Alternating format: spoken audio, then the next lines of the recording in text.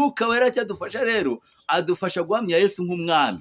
Umwuka wera adufasha guhamya Yesu nk'umwami wazutse. Umwuka wera duhisha Kristo wanesheje urupfu. Umwuka wera niwe dutinyura. Icya kabiri bene data, umwuka wera tumarira twongeye tumwibukiranye nk'uko twabivuze ntabwo tujya mu mateka, turavuga icyo umwuka wera yagomba kumarira, icyo umwuka wera yakumariye muri ibi bihe, icyo umwuka arimo kumarira itorero, icyo umwuka arimo kumarira abantu b'Imana. Icyo umwuka wera amara ni ya magambo Yesu yavuze mu butumwa bwiza bwa Yohana igice cya 16 umurongo wa 3, aravuga ngo ubwo umwuka wera azaza ngo azatsinda ab'isi, abemeza iby'icyaha, abemeza iby'urubanza, abemeza n'iby'amateka. Umwuka wera niwe wemeza umuntu icyaha. Umwuka wera niwe utuma umuntu yihana. Ahubwo reka tuvuge umwuka wera muri iki gihe nk'ibikorwa. Reka tuvuge umwuka wera nk'igikorwa gikorwa kandi cyatangiye kubaho. Imyaka 2000 hafi na 24 irashize umwuka wera ariko akora ku isi. Umwuka wera ari umwuka wera ayobora. Twongeye tugaruke dutekereze ngo mbese ko iyi myaka ishize umwuka wera akora, ngiye umwuka wera yakoze iki muri njye? Ijambo ry'Imana tubwira neza umwuka wera muri bwa butatu bw'Imana, rero tuvuga ngo Imana, Umwana, Umwuka wera. Bire tubwira neza mu mateka tuvuga ngo Imana yaje nk'Imana nk'umuremyi wa byose. Imana ikora nk'umuremyi, turema umuntu ari mu itangira igice cya 26 batware bayobore. Imana ikomeza gukora muri uwo mwuka wo gukora nk'Imana y'umuremyi wa byose.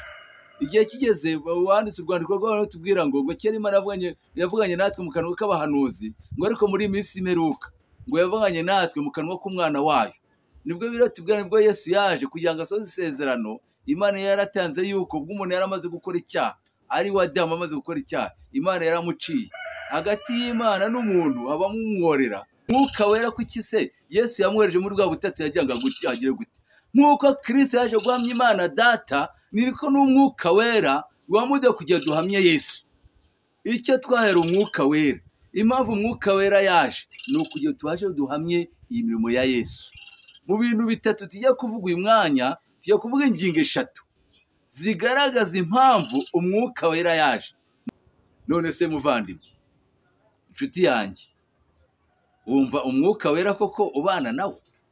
Niba avuga ngo nzabayobora mu kuri kose, azabigisha, azabayobora, azabahishurira, azabakomeza, azabarinda. Iyo utekereje ku giti cyawe, iyo ufunguye amaso ukareba n'abo mubana muri kuri, usanga iyi mirimo y'umwuka wera irimo kugaragarira muri wowe. Gusenga everyday, gusenga buri munsi. Nusenga uzanesha, nunanigwa gusenga uzaneshwa. Senga. N'ubundi nkora umurimo w'ivugabutumwa mu gihe Nyafurika ivugabutumwa AEE, nkora muri departement y'ivugabutumwa, abashinzwe amasengesho, wandi wo bitwa prayer backup mobilize. Murakoze cyane, mwatangiye munasenga Imana. Turagushimye Uwiteka Mana yacu, uyu mwanya duhaye kugira ngo tubashe tugeze ku ijambo ryawe ku bantu bose. Turagusabye n'ubundi kugira imbaraga z'umwuka zibane natwe, kandi umwuka urakore ku mitima y'abazumvira ijambo bose. Ubone ubane natwe mu izina rya Yesu tubisabye, amen. Amen. Twakiriye ko gusenga everyday ni Pentecote. Imana iguhe umugisha. Murakoze bene data bavandimwe badukurikiye muri channel ya Everyday gusenga. Amagambo y'Imana n'ubundi arimo kwigishwa muri iki gihe ni amagambo ajyanye n'umwuka wera. Muzi yuko turi mu minsi 10 yo kwizihiza umwuka ramanutse ubwo itorero ryabagaho. Kugira itorero ribeho nuko habayeho umwuka wera. Suko n'ubundi umwuka ratarariho, n'ubundi ijambo ry'Imana tubwira yuko n'ubundi umwuka rana mbere hose yarariho kandi yarakoraga. Ndetse no mwitangira igice cya mbere umurongo wa 2 udushurira neza ubwo Imana yari imaze kurema ijuru n'isi, gitse yari idafite ishusho. Ngo ari ku mwuka wera ngo agendaga hejuru y'icyo kiyaga. Bivuga ngo umwuka amaze kuza hejuru, ubuzima bwaraje. Umwuka wera wajeho, umwuka wera wariho na mbere hose. Ndetse ijambo ry'Imana tubwira neza ko no muhanuzi ba mbere iyo Imana ijya gukora ikintu yashaka kumunika mu mwuka wera. Mu bahanuzi ba mbere tubona ba Ezekiyeli. Ijambo ry'Imana ritubwira neza ubwo Ezekiyeli yari imbere y'abakuru, ngo umwuka wera yaramuteruye amuvana wari yicaye amujyana amagagati ijuru n'isi. Tubona mu gitabo cy'umuhanuzi Ezekiyeli igice cya 8 n'umurongo wa 3. Umwuka wera aramujyana rero ajya kumukoresha imirimo. Umwuka wera yariho na niyo munsi umwuka cyariho, kandi umwuka aracyakora. Ntabwo dushaka ko twibanda ku mateka y'umwuka wera uko yabayeho n'uko yagiye aza. Ndabizi muri iki gihe cya none niyo izo nyisho zirimo gutaka kandi ni ngombwa birumvikana. Reka twebwe uyu mwanya dufate ku ijambo rivuga ngo umwuka wera mu bantu b'Imana, umwuka wera mu itorero, umwuka wera muri iki gihe, umwuka wera muri njyewe, umwuka wera muri wowe, umwuka wera muri twebwe, umwuka wera mu bakora umurimo w'Imana. Ko twe bene data, ko twamaze kumenya neza imirimo y'umwuka wera, akaba yaraje. Ntabwo twamenya nk'aya magambo Pawulo yabajije abantu bo mu Efeso, abigishwa ba mbere ngo Pawulo ageze mu Efeso mu gice cya 19 ngo ageze mu Efeso asanga abigishwa ba Yohana arabaza ngo mbese ngo mwahawe umwuka wera mukimara kwizera. Umurongo wa hepfo wa 3 turatubwira ngo ntabwo tuzi ko umwuka wera yaje. Ntabwo rero twavuga ngo umwuka wera ngo tumutangire nk'ataje tuvuge nk'amateka, ahubwo reka tuvuge umwuka wera muri iki gihe nk'ibikorwa. Reka tuvuge umwuka wera nk'igikorwa gikorwa kandi cyatangiye kubaho. Imyaka 2000 hafi na 24 irashize umwuka wera ariko akora ku isi, umwuka wera ari umwuka wera ayobora. Twongeye tugaruke dutekereze ngo mbese ko iyi myaka ishize umwuka wera akora, nge umwuka wera yakoze iki muri nge? Umwuka wera yakoze iki muri wowe ahuri? Umwuka wera yakoze iki mu itorero? Umwuka wera mu gukora iki muri kiye cya none? Muri 107 mu gakiza niyo yavuze ngo turagusaba umwuka wera ngo twohereze uwo mwuka wera ko dufite intambara ikomeye mu isi, turamukwiriye. Iyo urebye muri iki gihe tukareba n'uyu munsi, umwuka wera arimo gukora iki muri wowe, umwuka arimo gukora iki muri nge, umwuka arimo gukora iki mu itorero, umwuka arimo kugaragaza iyo mirimo aho turi. Tubanza tumenye neza icyatumye uriya mwuka wera aza. Yesu abwira abigishwa ngo cyakora muzahabwa umwuka wera n'abamarukira, kuko muzabagwa kumamya i Yerusalemu n'ibyo kwiza ku mpera y'isi. Nuko umwuka wera kugira ngo aze hari ibyo yagira ngo akore, hari ibyo yagira ngo agezeho, hari ibyo yagira ngo abantu bamenye, hari ibyo yagira ngo abigishwa batangire bakore bagaragaze. Ijambo ry'Imana tubwira neza umwuka wera muri bwa butatu bw'Imana. Rero tuvuga ngo Imana, Umwana, umwuka wera. Bire tubwira neza mu mateka tuvuga ngo Imana yaje nk'Imana, nk'umuremyi wa byose. Imana ikora nk'umuremyi, turema umuntu ari mu igice cya 26 batware bayobore. Imana ikomeza gukora muri uwo mwuka wo gukora nk'Imana y'umuremyi wa byose. Igihe kigeze wanditse urwandiko rw'abantu tubwira ngo kera Imana yavuganye natwe mu kanwa k'abahanuzi, ngo ariko muri minsi imeruka ngo yavuganye natwe mu kanwa k'umwana wayo. Nibwo biro tubwira nibwo Yesu yaje kugira ngo asoze isezerano Imana yaratanze yuko ubwo umuntu yaramaze gukora icyaha, ari wa Adamu amaze gukora icyaha, Imana yaramuciye. Hagati y'Imana n'umuntu habamo umworera. Muri uwo mworera rero nta kintu cyagomba kuwukuraho. Imana yashakaga ikintu cyakuramo uwo mworera. Imana yagiye igerageza ikintu cyose cyatuma imuhuza n'Imana biranga. Ubundi icyaha gitandukanya umuntu n'Imana. Icyaha Adamu yakoze cyamutandukanyije n'Imana, bituma umugambi Imana yifitiye umuntu utakara.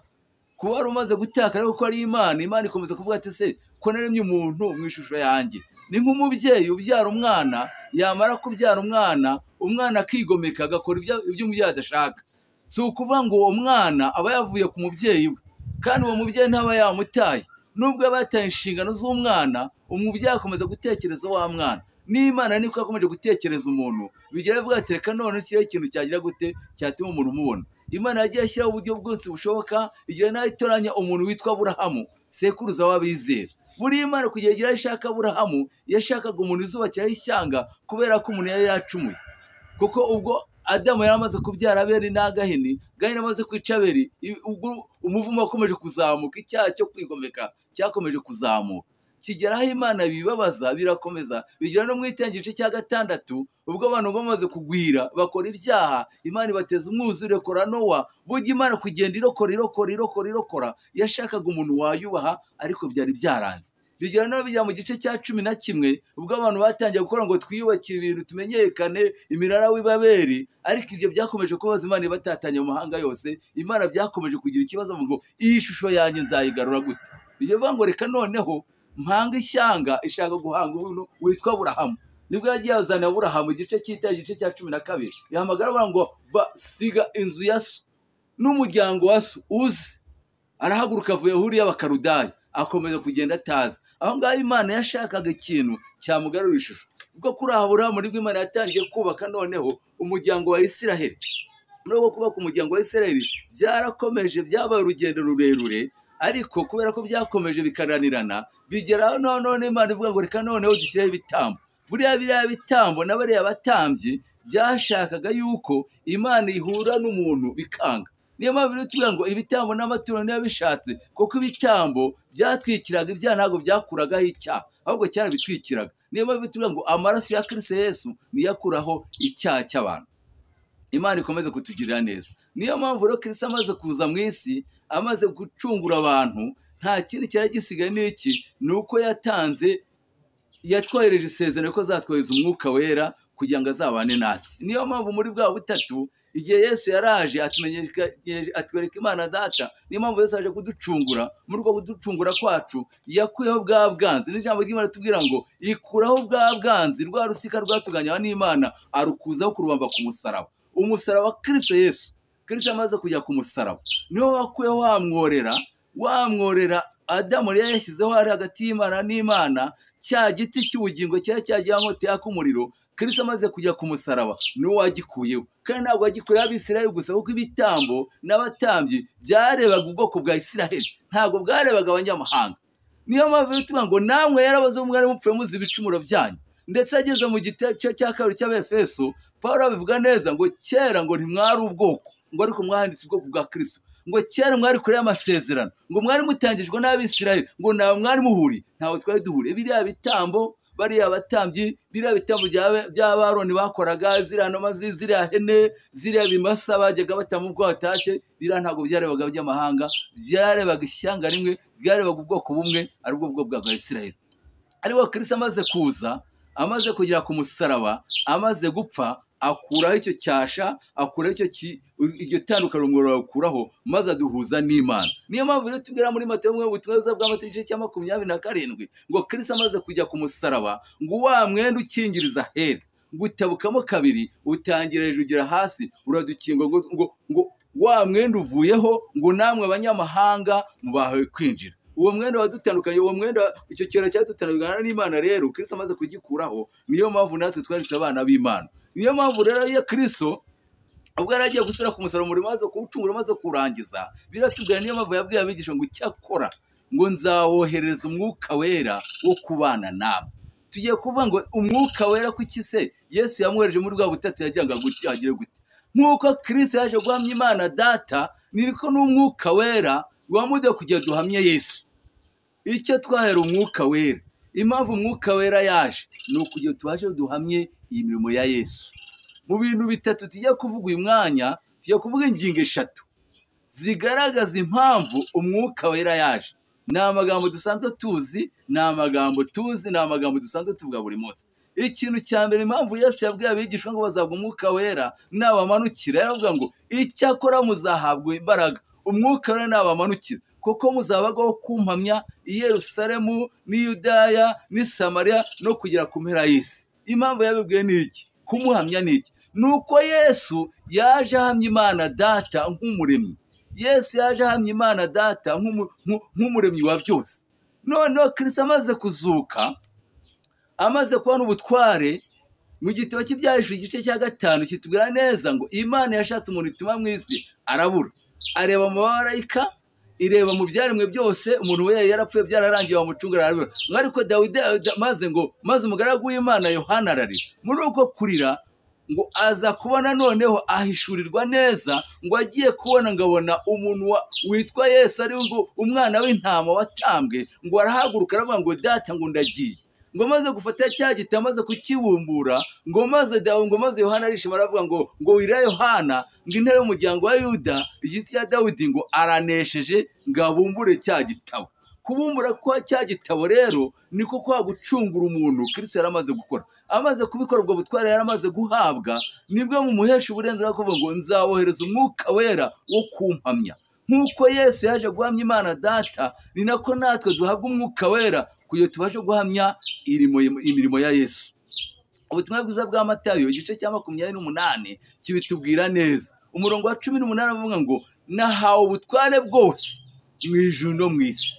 Imana yacu ishimwe cyane. Haleluya. Amen. Nahawe ubutware bwose mu ijuru no mu isi. Impamvu yababwiye ni iki? Yesu amaze kuzuka, amaze gufata yaminyaga, amaze gucungurira abantu Imana yaremye, habaye umunezero mu ijuru. Koko biratubwira ngo n'intumbi ngo n'abari barapfuye kera ngo barazuka, ngo bazamurwa mu ijuru baratambagira, barababonye. Ibyo byabaye byishimo, bimaze kubyishimira kubera ko icyari gikene uko abantu bacungurwa nuko abantu bahura n'Imana. Ubwo butware Yesu yarabuhawe. Amaze kuhabwa aravuga ngo kubera ko muhawe ubutware bwose mu ijuru mu isi, none namwe igisigaye n'igi mugende muhamye mu bwami. Duhabwa umwuka wera kugira duhamye Yesu nk'umwami, kubera yuko ubwami yarabuhawe kuko niwe wanesheje.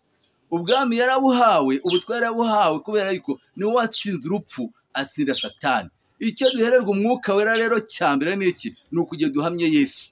Niyo mpamvu mu bitabo byakoze n'intumwa, ubwo umwuka yamaze kumanukira abigishwa be mu gice cya 2 umurongo 26 utubwira amateka ngo Petero amaze kuzura umwuka wera, ngo arahaguruka avuga ngo bagabo bene data, ngo ibi mumere neza, ngo ibi byaye byaravuzwe, ngo ahubwo ngo turavuga ngo wa wundi Yesu, ngo wa wundi mwatanze, ngo wa wundi mwagambane, ngo wa wundi mwishe mukamubamba, ngo uyu munsi ngo yarazutse.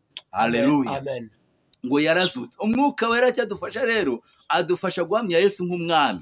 Umwuka wera adufasha guhamya Yesu nk'umwami wazutse. Umwuka wera adusha Kristo wanesheje urupfu. Umwuka wera ni udutinyura.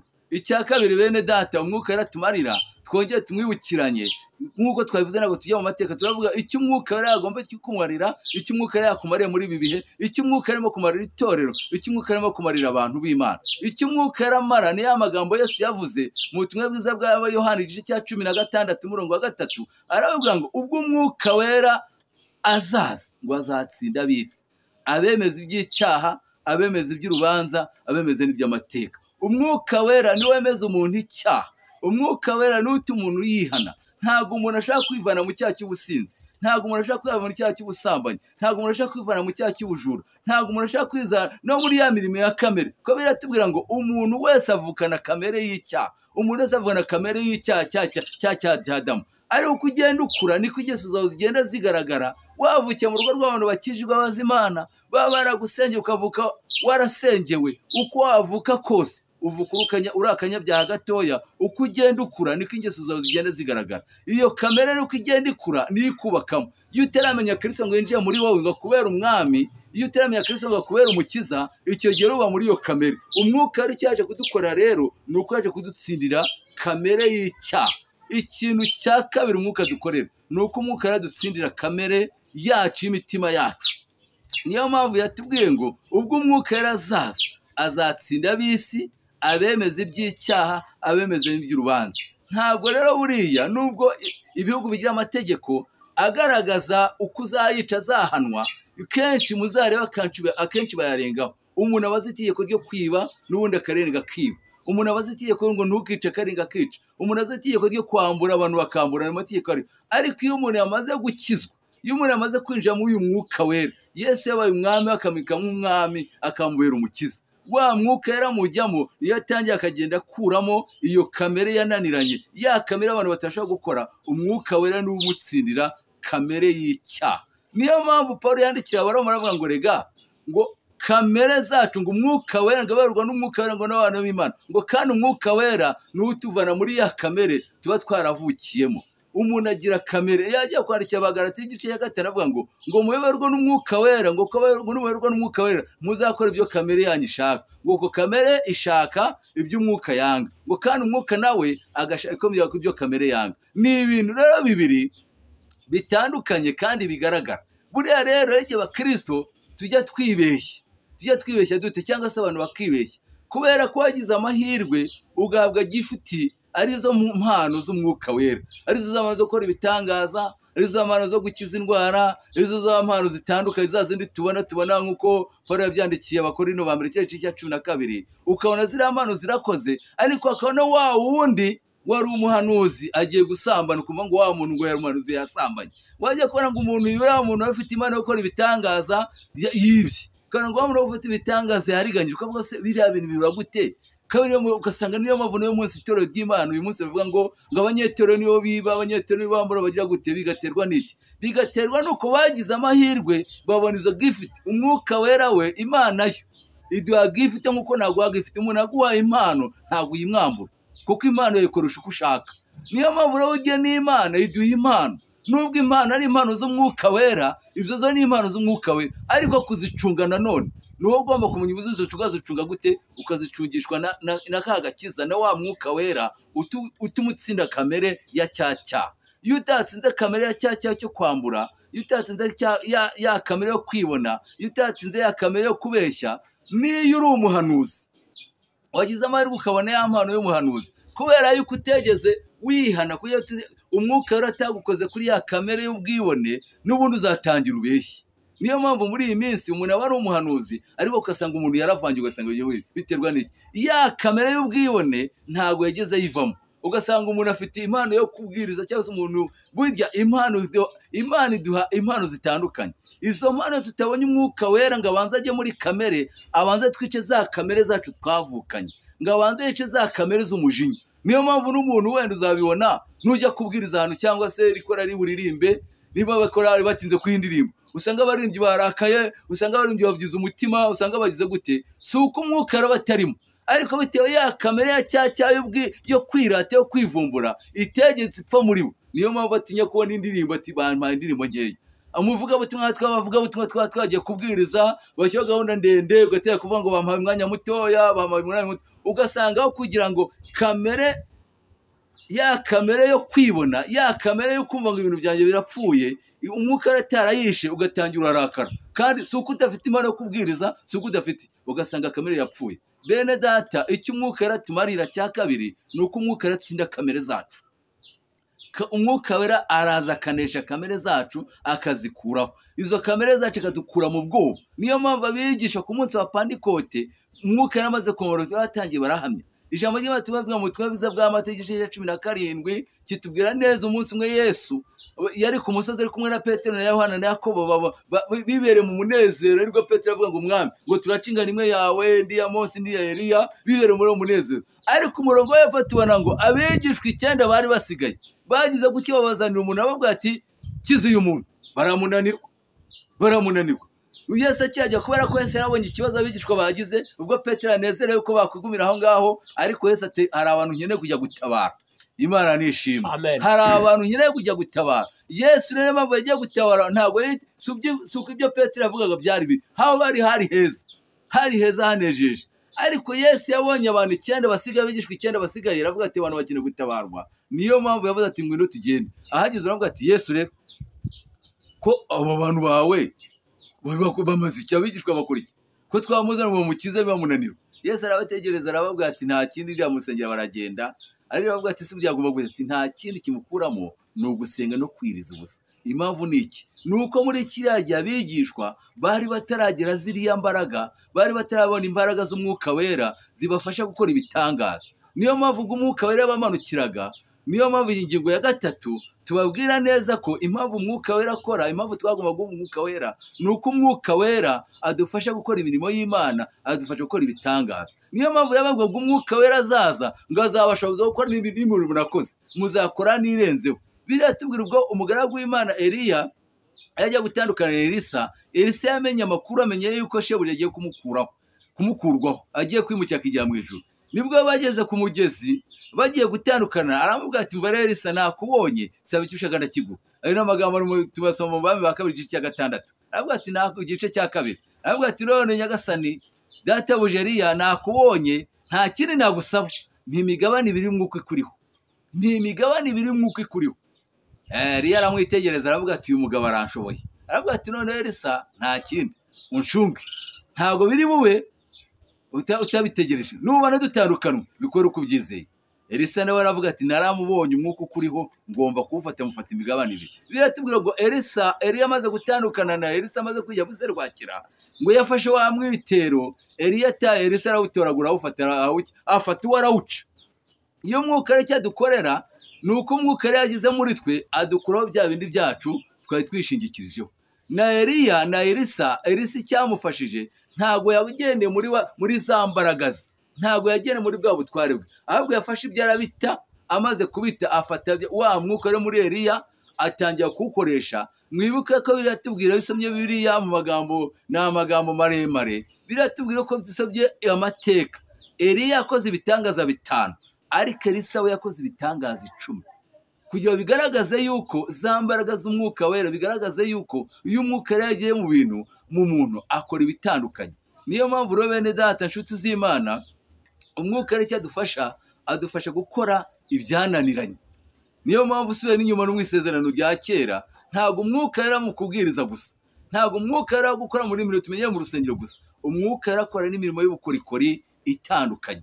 Tubibona kuva igice cya 35 umurongo wa 36 tubwira neza ukuntu Imana igiye kubaka ihema, Beresaleni Imana ngo imwuzuza umwuka ngo ajya gukora imirimo y'ihema yo kubamba ihema. Hari nanone ijambo ry'Imana tubwira neza no kuyobora nawe ugomba umwuka w'Imana. Biratubwirwa Mose yagiye ngo nuko sebukwa Mose amugira inama, aravuga ati ese ibi bintu bizajya ntabwo uzivunika, uzajya wirirwa wiyumviza amazi zabisere gusa, washatse umuntu ugufasha ngo ashaka abandi 70. Icyo tubwira ngo afate wa mwuka wari umurimo nawo mushyira. Imbaraga z'umwuka wera zirakora, umwuka yarakora ibyo abantu batakora, umwuka yarakora ibyananiranye. Imana igiye gidufasha muri igihe cya Pentekote, twiziza ko umwuka yamanutse, twongeye tugire Pentekote nshya, twongeye tugaragaza umwuka wera, twongeye tugaragaza imirimo umwuka yongeye gukora. Ntabwo imirimo y'umwuka yahagaze, ahubwo iracyakora. Ahubwo ikibazo dufite ni uko turimo kuyikoresha uburyo uburyo Imana yashaka ko tuyikoresha. Ntabwo umwuka wera turimo kumukoresha ibyo Yesu yari yamutangiye. Niyo mpamvu na Pawulo yari yabisobanukiwe neza, avuga iby'imirimo y'umwuka wera mu bitabo byose yagiye yandika. Ageze mu gice cya 12 cy'Abaroma aravuga ngo nuko bene data ndabinyiye ku bibazo z'Imana ngo mutange imibiri yanyu ibitambo bizima ngo niko gukora kwanyu gukwiriye ngo kandi muhinduke rwose. Nta kintu gihindura umuntu, ni umwuka wera. Ahandi aravuga ngo muvugure ibitekerezo byanyu. Umwuka wera ni uhindura umuntu, umwuka wera ni uhindura umuntu ibitekerezo bye. Umwuka wera ni udufasha kureka, umwuka wera ni udufasha gutsinda kamere, umwuka wera udushoboza gukora ibyananiranye, umwuka wera utuyobora imirimo yose dukwiriye. No muri iki gihe turimo cy'amayoberane, muri iki gihe turimo gikeneye izindi mbaraga mu buryo butandukanye. Abahanga baravuga ngo Satani arakora amanywa n'ijoro akora, kandi kuko niko bimeze. Ariko n'umwuka wera ntabwo imirimo yageze ihagarara. Nk'uko Yesu yanesheje Satani ku mugaragaro, kuko Satani yazegera anesha, nubwo afite yego hari ibyo afiteho imbaraga, ariko imbaraga za Satani zikoreye wamuhaye umwanya ukamwemerera akayobora ibyawe. Ariko ubundi mu rugamba turimo ise n'urugamba. Niyo mpamvu Pawulo yabwiye abandikiye Abakorinto Abefeso aravuga ngo mutware intwaro zose z'Imana kugira ngo mubashe guhagarara ku munsi mubi, kuko tudakirana n'abafite umubiri n'amaraso gusa, ngo dukirana n'imyuka mibi. Intambara irahari. Umuntu wese wavutse wageze ku isi uwo munsi atangira urugamba, ariko nubwo atangira urugamba umurwanya akaba ahari. Ariko ikitunesheje, ikituma dutsinda ni kimwe, nuko dufite umwami watsinze, dufite Kristo. Kristo wacu yaratsinze. Muri uko gutsinda, amaze gutsinda, amwambura za mbaraga, amwambura bwa butware, ngo nane rero ngo nanjye ngo mbahaye izo mbaraga, mbahaye ubwo butware, mbahaye ubwo bushobozi. Niyo mpamvu yuko ari umwami wanesheje, nawe ugendera muri uwo murunga, ugenda muri uwo mwami. Umuntu ubana n'umuntu ufite imbaraga agenda ntacyo yikanga. Ikintu kibabaje muri iyi minsi, ikintu cyagumye kudutera n'isoni n'agahinda, nuko tuvuga ngo dufite umwami wanesheje, nuko dufite umwami watsinze, ariko ntitugende nk'uko agenda, ntitugende muri izo mbaraga ze, ntitugende muri ubwo butware bwe, ntitugende muri ubwo bushobozi bwe. Iyo witegereje mu mateka y'isi mu bihugu bitandukanye, ukareba uburyo ibihugu bibayeho, ukareba ubukungu ibihugu bifite, igihugu bitewe n'ubukungu gifite cyumva gikomeye, ntawe ukivogera. Ari mu rwego rw'ingabo, ari mu rwego rw'ubukungu, baravuga ntawe dusaba. Icyo gihugu kubera ko kiba cyumva kinezerewe, gikora ibyo byishakiye. Natwe rero buriya izo mbaraga za Kristo yanesheje urupfu, izo mbaraga za Kristo zagombye kudutera natwe kumva ngo dufite umwami wanesheje. None Kristo agiye kudukora igitangaza ngo noneho nzabohereza umwuka wera ngo kubana namwe iminsi yose. Ubundi kera umwuka wera yajyaga mu bantu akabavamo, ariko none ngo nuwo kubana natwe iminsi yose. Naba ndyamye, naba ngenda, aho naba ndi hose. Ikintu kibabaje nuko umwuka wera dushaka kumujyana mu rusengero gusa, ariko mu kazi tukamujyanemo. Ukaba uri umukirisitu uvuga ngo warakijijwe, ku cyumweru ubwiriza ko urimo kubwiriza uririmba, ariko wagera ku kazi by'abandi ukabyiba. Ibyo rero ni ikibazo rero. Bitewe n'iki? Ntabwo uzi umwami wawe, ntabwo uzi umwami ko ubundi iyo umwami akuyoboye uramutinya. Nta muntu ushaka gutwara ikintu cyo ku kazi akibye shebuja amureba, ntabwo byakunda. Ariko twebwe umuzari kubera ko tutazi umwami dukorera, ntabwo twegeze duha Kristo mu mwami dukorera tumumenye. Ikindi cya kabiri aratubwira ati noneho nubwo ngiye mu ijuru, noneho mboherera bahaye n'umufasha uzabana namwe iminsi yose. Niyo mpamvu babwije ngo ntabwo mbasiga nk'imfubyi, ngo nzabohereza umwuka wera wo kubana namwe iminsi yose, ngo kandi uwo mwuka nzamuboherereza, ngo azabigisha ngo nibyo nababwiye, ngo ndetse azanabibutsa. Imana nishimwe. Amen. Haleluya. Amen. Kumva Yesu avuga ngo azabigisha ibindi, ngo kandi azabibutsa ikindi, ngo niwe uzabayobora mu kuri kose. None se muvandimwe, inshuti yanjye, wumva umwuka wera koko ubana nawe? Niba avuga ngo nzabayobora mu kuri kose, azabigisha, azabayobora, azabahishurira, azabakomeza, azabarinda. Iyo utekereje ku giti cyawe, iyo ufunguye amaso ukareba n'abo mubana muri kurimo, usanga iyi mirimo y'umwuka wera irimo kugaragarira muri wowe. Usanga imirimo y'umwuka wera ugereranyije n'uko Yesu yavuze umwuka wera, n'uko ijambo ry'Imana rimuduhishurira. Usanga uyu munsi nk'abantu bizera, nk'uko yavuze ngo ntabwo ab'isi bazamuhabwa ko batamurora. Ba bandi bavuga ngo ab'isi b'abapagane tubareke da, ba bandi bataza mu rusengero tubareke. Ndavuga ba bandi twebwe tujya mu rusengero, iyo turebye ibikorwa byacu koko tuziza rya jambo Yesu yavuze ngo si ab'isi kuko ab'isi batamureba, ngo mwebwe muramuzi kuko mubana namwe, kuko imirimo y'umwuka yari igaragara muri twe. Aho turi mu baganga murabizi, mu bacuruzi murabizi, muri ahantu hose hatandukanye tutiriwe turondora, tubona imirimo y'umwuka yari ikorera muri twebwe. Umwuka yari tumuhabwa kugira ngo tubashe guhamya Yesu ahantu aho ariho hose. Ntabwo umwuka tumuhabwa ngo tumuhamye mu rusengero, ntabwo abantu bose bazaba pastor, ntabwo abantu bose bazaba bavuga butumwa, ntabwo umwuka tumuhabwa kugira ngo tumuhamye ahantu hose. Kuko niyo mpamvu Yesu ari umwami, kuko umwami ahamirizwa ahantu hose, ntabwo umwami ahamirizwa ahantu hamwe, umwami ahamirizwa ahantu hose. Umwuka rero tugomba kumujyana ahantu hose, niko bimeze. Kubera tuvuga ngo umwuka azadutinyura, bivuga ngo umwuka wera ngo amara ubwoba, umwuka yaramara ubwoba. Ubwoba tugendana n'ubwiki, umuntu agatinya kuhamya Yesu ati we, umuntu agamya kwerekana uwo ari. Umwuka yaramara ubwoba. Muruka ba Petero igice cya 4 byo mu byakozwe n'intumwa, batangiye gukiza indwara nk'uko twize kubivugaho. Cyagiye abigishwa bataraga umwuka wera bagiraga ubwoba bwo kutashobora gusengera umuntu, n'uwo basengera bonanirwa pe. Ariko umunsi wabo umwuka wera, igice cya 3 byakozwe n'intumwa, ngo Petero na Yakobo na Yohana ngo bajye gusenga saa 9, ngo basanga ikirema cyahoraga gisabiriza, ngo Petero agitegeza avuga ngo guhera uyu mwanya ifeza n'izahabu ntabyo mfite, ariko baje bambwira ijambo rikomeye ngo uturebe. Urumva ko umuntu w'umushonji, umuntu amenye kwisabiriza, aravuga ati abangana aba boss pe, ubanza abandi bajyaga bamuduceri, ubanza bari mu minota. Ngo arabitegereza bamurebye, ariko nyuma yaho aravuga ngo none icyo dufite ifeza n'izahabu ntabyo dufite.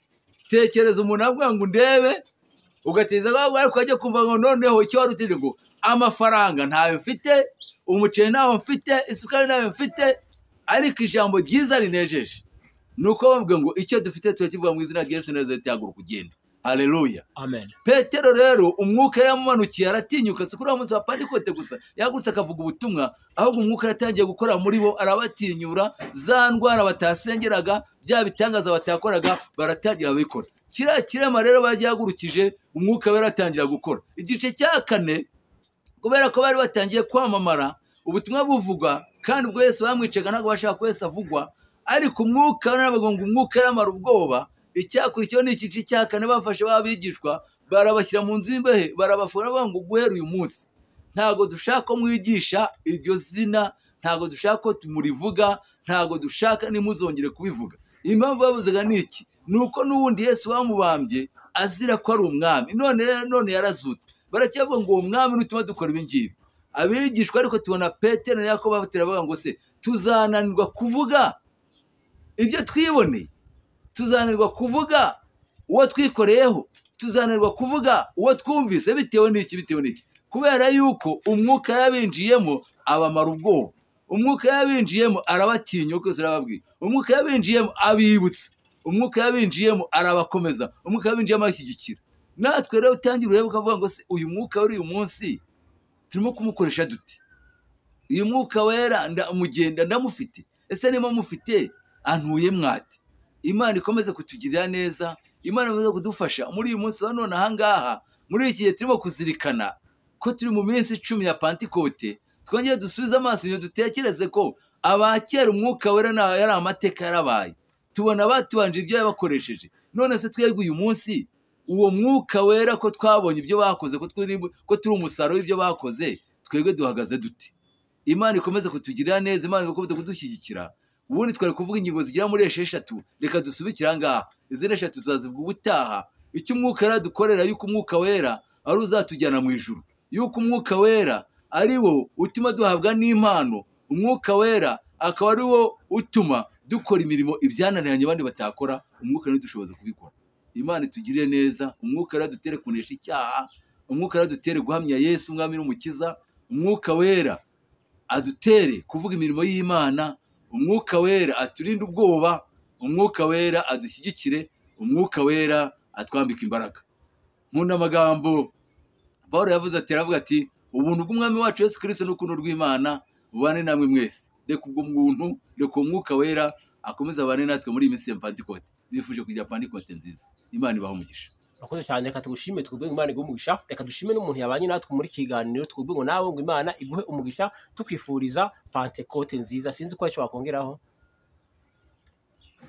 Watanga adresse umuntu yakwifuza, hari umuntu ashaka kuba kubonye, ashaka kwifuza akavuga ateka uyu muntu nzamuhamagare, cyangwa hari kunyigisha utambukije, hari inama, hari ikindi kibazo yakubaza, wabaha adresse. Urakoze cyane. Nitwa Mushimiyimana Daniel, uko nabivuze dutangira. Telefone yanjye ni 0788 42 95 iyo ni MTN 0782 42 95 Airtel 07 24 48 95. Ahasigaye mwakoze, Imana ibahe umugisha. Ibyo mutasobanukiwe, ibyo mwafuza kutubaza twabasobanurira. Muri izo nimero iri kuri WhatsApp ni yihe? Ni MTN. Urakoze cyane, reka twubwire ngo urakoze cyane, Imana iguhe umugisha. Reka dushimire umuntu wakaze subscribe cyangwa wakoze sabone. Reka dushimire umuntu uzi ufata ibiganiro byacu akabisharinga. Tubwire nawe Imana iguhe umugisha. Reka nawe ushobora gukora ubwa mbere ugeze kuri gusenga everyday, tugusaba kandi subscribe cyangwa gukora sabone kugira ngo uzazubone ibiganiro byacu bitakugoye. Kandi tugusaba ngo ikiganiro nimba kigufashije, nawe ugifashishe inshuti yawe, mushyire mu magroupe, usharinge ahantu hashoboka, mu partage ahantu hashoboka, uheje inshuti zawe, muzamudufashije kwamamaza ubutumwa bwiza, Pentekote nziza kuri twese. Amen. Gusenga everyday, gusenga buri munsi. Nusenga uzanesha, nunanigwa gusenga uzaneshwa. Senga.